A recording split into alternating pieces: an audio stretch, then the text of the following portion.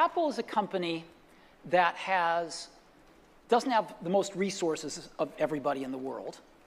And the way we've succeeded is by choosing what horses to ride really carefully, technically. We try to look for these technical vectors that have a future and that are headed up. And, you know, technology, different pieces of technology kind of go in cycles. They have their springs and summers and autumns, and then they, you know, go to the graveyard of technology. And so we try to pick things that are in their springs. And if you choose wisely, you can save yourself an enormous amount of work versus trying to do everything. And you can really put energy into making those new emerging technologies be great on your platform, rather than just okay because you're spreading yourself too thin.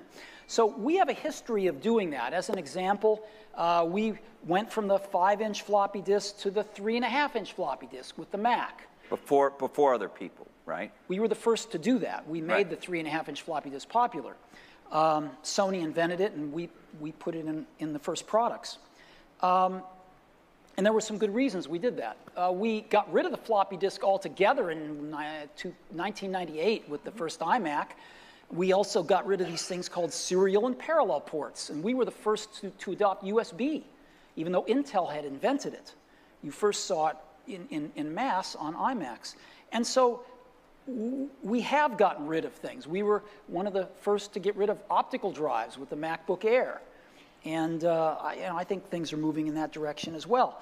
And sometimes when we get rid of things like the floppy disk drive on the original iMac, people call us crazy. Or at least premature, maybe. No, they call us crazy. Oh, okay.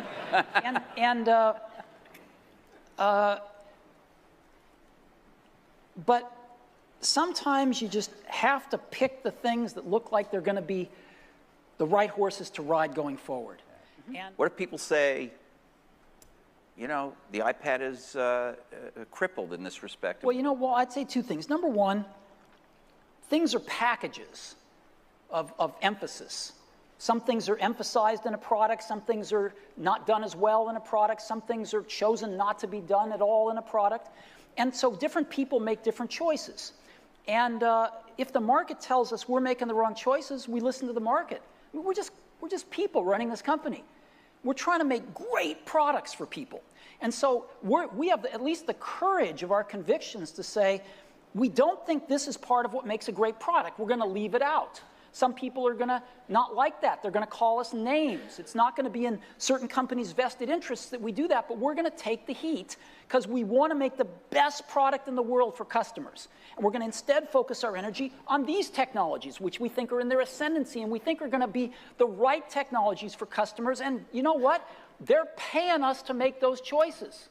That's what a lot of customers pay us to do, is to try to make the best products we can. And if we succeed, they'll buy them. And if we don't, they won't. And it'll all work itself out.